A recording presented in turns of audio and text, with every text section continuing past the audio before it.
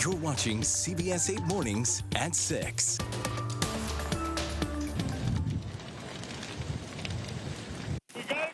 There's no fire season, it's fire year, it's year round. And it's incredibly important that we heed the warnings, the calls, that we're not out of the woods by any stretch of the imagination. Governor Gavin Newsom has declared a state of emergency amid this apocalyptic scene in Pacific Palisades. 3 wildfires are now burning across Los Angeles. LA's mayor is warning the windstorm is expected to get worse this morning. Here at home, crews are responding to a fire in North County. This is on North Center City Parkway, north of the city of Escondido. Cal Fire posted on X, quote, "There is one mulch pile on fire and contained to the facility. There are currently no threats of the fire extending into the vegetation or adjacent structures." So some good news there. There was also a vegetation fire near the 15 in Kensington around 10:20 last night. Crews put that one also out quickly. Another brush fire started along the same freeway, but in Miramar around 8 p.m. It is now out. This morning, crews around the county remaining on high alert. So glad you're with us on this busy Wednesday. I'm Eric Connert. And I'm Netta Irampour. And overnight, SDG&E began public safety power shutoffs to reduce the risk of fires amid these dangerous winds that we're experiencing. So look at this map right here. All those dots in red that you see, that's where power is currently out along the foothills and the mountains. And then areas at risk of power outages are in orange. So a wide region of San Diego. Right now, 6,600 customers are without power. More than 58,000 others could be affected. And that's why some local schools will be closed today. They include the Julian Union Elementary and High School Districts, Mountain Empire Unified, Ramona Unified, Spencer Valley, and Warner Unified. We have team coverage for you this morning. Regina Yarita has a look at the power shutoffs. CBS 8's Chris Groh has more on how Cal Fire is preparing for possible fires here. We do want to start with meteorologist Evan Narani with a look at the dangerous weather conditions. What are you experiencing, Evan? So today is going to be the most intense as far as wind speeds and wind gusts go. We expected this to be the case yesterday as those winds started to pick up. Now through Thursday is the most intense stretch, and mainly it is all the way through these nighttime hours into early today. Intense winds, low relative humidity out there, speeds between 20 and 50 miles per hour. We have gusts up to 75 miles per hour. This is mainly affecting our far eastern valleys toward the mountains. If there are people along the coast and inland who have said, hey, haven't really seen that much wind, that is because a lot of that wind is farther off to the east of us. Pine Valley, for example, take a look at our forecast wind gusts and wind speeds, upwards of 50 miles per hour on those gusts, 30 miles per hour on those speeds. It is going to be a very windy day and a warm one out there. Fire crews staying on high alert. We want to send things out to CBS 8's Regina Yarita. She's live at SDG&E headquarters in Kearny Mesa with the public safety power shutoffs now in effect. Regina? Yeah, Evan, good morning. I got to tell you, residents were already dealing with this last month, and here they are again without power. But SDG&E had warned thousands of customers that this would be a possibility, conducting these public safety power shutoffs because we're dealing with dangerous weather conditions all the way through Thursday. They say right now their top priority is their customer safety. So I want to break down some of the numbers that we mentioned before.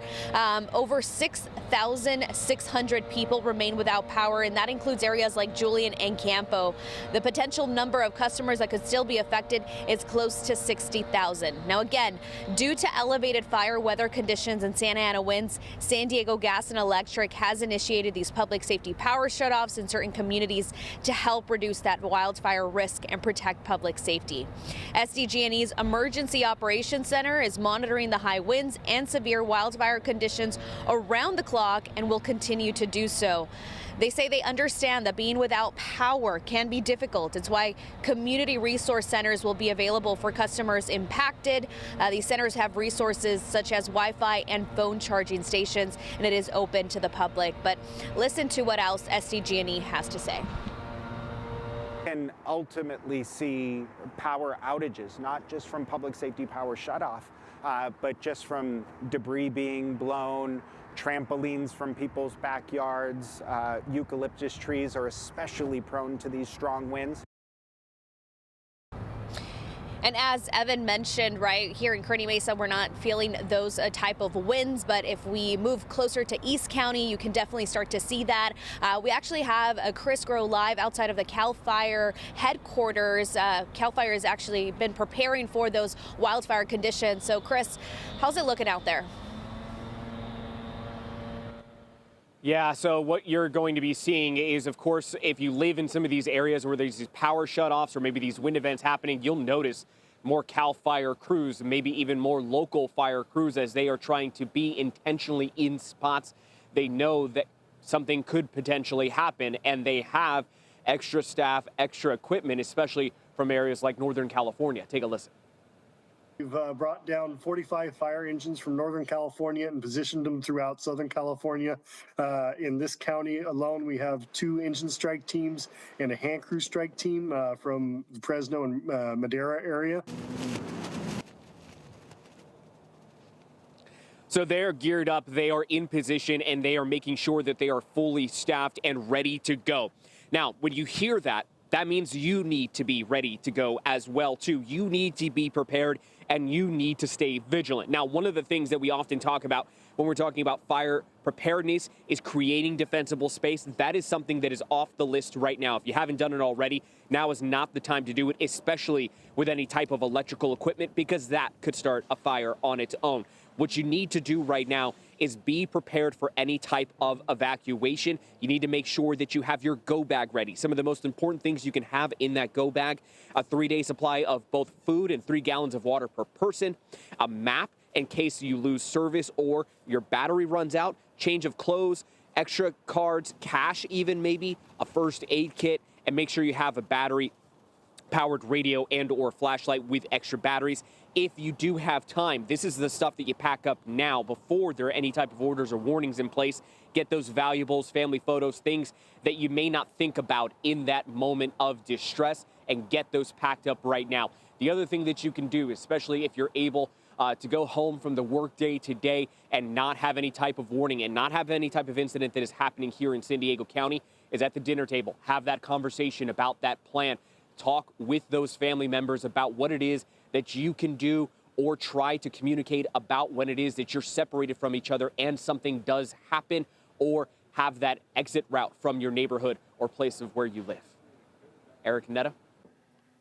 Some great advice there, Chris. Let's hope everyone stays safe. And now we do want to get back to those fires burning across Los Angeles. So as you can see, one is in Pacific Palisades, the other in Altadena. So you see those spots with the flames here on this map to indicate the locations. Another one is burning in Silmar. Yeah, really not that far away from each other, 35 square miles if you were to make a triangle right here. The Palisades fire started yesterday morning, has burned nearly 3,000 acres.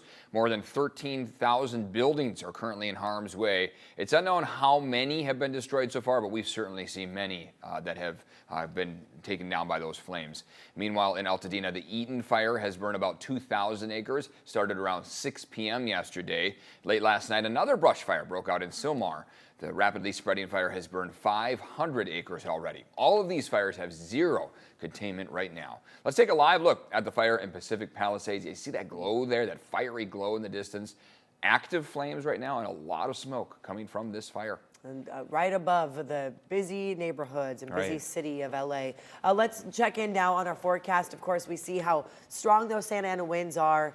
This is a major wind event here in San Diego, too. Yeah, exactly. Here in San Diego, of course, the wind is a huge threat. We haven't seen any major fire pop up, any large-scale fire pop up, but the ingredients are all there, the same ingredients that LA has seen. So they've seen a tremendous amount of crews up in their direction because of thousands of acres burned. We here in San Diego don't have those fires that have started up, but you can see a little bit of haze out there to start off the morning. We're going to be talking about that wildfire smoke possibly moving in our direction. Sunrise isn't until 6:52. Sunset's coming at 5 p.m. on the dot. Let's take a look at what we can expect as far as today's forecast goes. When you notice that those temperatures along the coast and inland are warmer than what we see across our local mountains and deserts, it's a good indication that we have a Santa Ana wind event taking place, because all the warm and dry air that would normally reside over our mountains and especially toward the deserts is being pushed from the east to the west toward the coastline. Mostly sunny skies expected.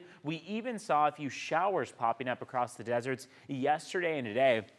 Quite a mixed bag of activity that has taken place. All the red that you see here around the LA area is degraded air quality because of those fires that have started up and because of the Santa Ana winds. Now remember, winds are coming from the northeast. They're pushing all this over the ocean. So that means all the surrounding islands are seeing those degraded air quality numbers. But once these winds are not out of the northeast, but instead just out of the north, we'll watch as that degraded air quality and as that smoke moves in our direction. So from Oceanside all the way through the international border, there's a chance that going into tomorrow, we see some issues related to air quality.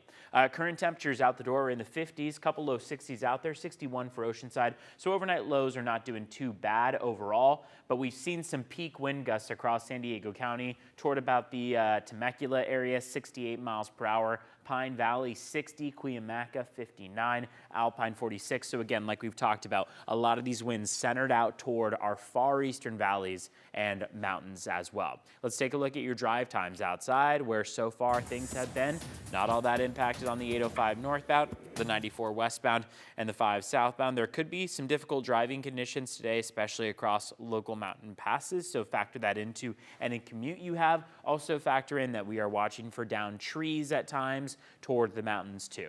Let's take a look at your border wait times right now. It's a 105-minute wait at the San Ysidro Port of Entry. Otay Mesa Port of Entry is going to take you about an hour and a half in total, so you should be able to get across the Otay Mesa Port about 15 minutes faster. Ned and Eric, over to you. Evan, thank you very much. And remember, for the very latest weather conditions and alerts on the go, download our free CBS 8 app. You'll find it on Google Play and the Apple App Store.